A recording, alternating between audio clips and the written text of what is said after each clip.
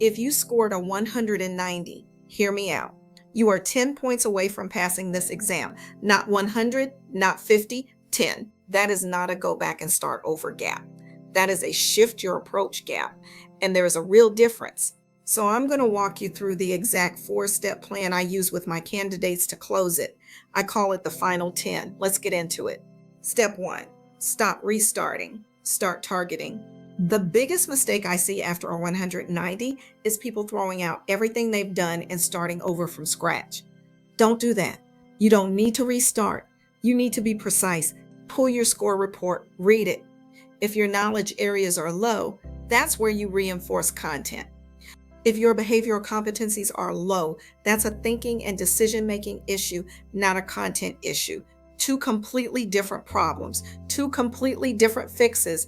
The candidates who waste the most time after a 190 are the ones who treat every weakness like a content problem when it isn't. Targeted beats thorough every single time. Step 2, understand it. Don't just memorize it. At the 190 mark, definitions are not going to move the needle anymore. You already know the terms. You are not failing because you can't define progressive discipline or succession planning. You are failing because you can't apply them. What you need now is the why. Why is this concept used? When is it appropriate? What problem does it actually solve in an organization, not just yours, but any organization? Here's the test I give my candidates. If you can't explain a concept in your own words, you are not ready to apply it on the exam yet. You're recognizing it, you're not understanding it, and recognition will get you to a 190 all day long. Understanding is what carries you across the line. Step 3, run every situational question through the IDEA method. If you are answering situational questions differently every time, your accuracy is going to swing every time. You need a framework. Same questions, same order, every single scenario. This is where I teach the IDEA method. Every situational question runs through these 4 checkpoints. I identify the keywords. Look for the signal words that change the entire meaning of the question. Most effective, least appropriate, ethical response, first action. These aren't filler. They are telling you exactly what SHRM is looking for.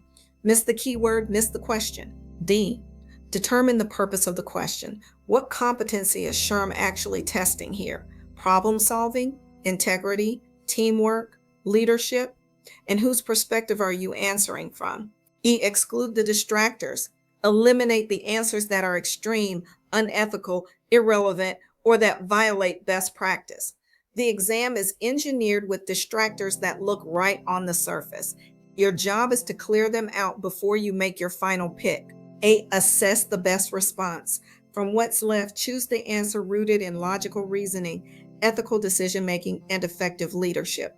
Balanced and practical, not emotional or reactive. That is the SHRM-aligned answer. When your process is consistent, your answers get consistent.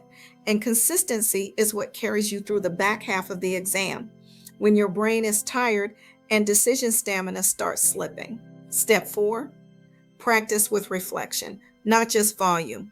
You do not need to do thousands more questions. You need to review the ones you've already done. Here's the difference. Volume practice answers the question, did I get it right?